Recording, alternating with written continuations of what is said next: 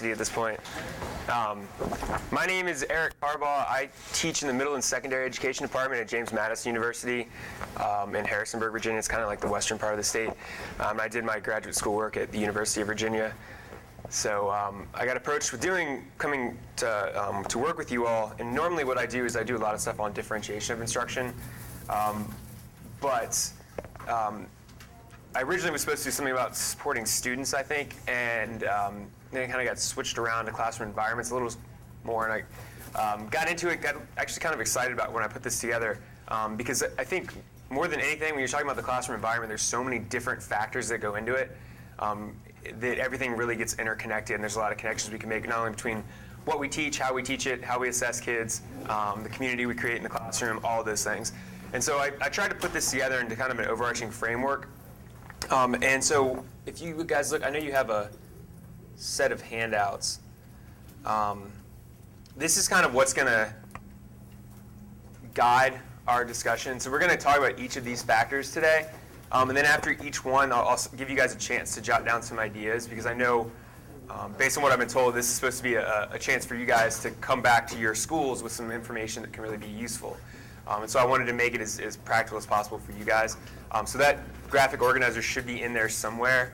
And then we'll kind of use that as we take some pauses during each of these factors to give you a chance to think about those. Is it in there? Hoping. Okay. Fingers crossed.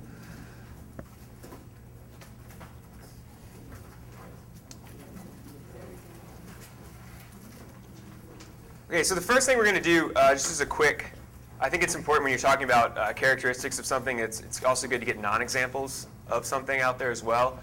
So we're going to do have you guys seen Poll Everywhere before? A couple of you. All right, so, yeah, so if you guys have your phones on you, you can text in a response to this question. What classroom characteristics do not support student success? And so if you put 88029 in the body and then your message, and then the number you send it to is 22333.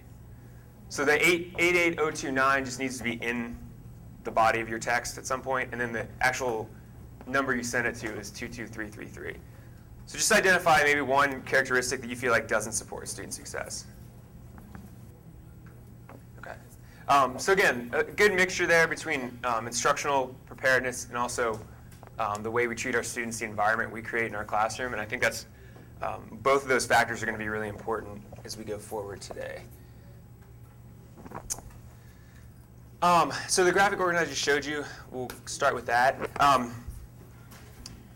This is I don't know if anybody saw this. It was about a month ago on 60 Minutes, maybe 2 months ago. They had a segment on what's called Gospel for Teens, which is a choir in Harlem. And I think more than anything, this shows a lot about what of an impact we can have on students, but also the way we should treat them, the way we should help them see themselves, the mindset we should create for them in terms of how potent they can be and how important they can be. And so we'll watch the first half of this, and then watch the second half at the end today, because the first half you get to see a little bit of the growth and what happens, but I think the second half is really powerful, and hopefully you can get some ideas in terms of just the environment that this woman creates for these kids, and the expectations she has for them.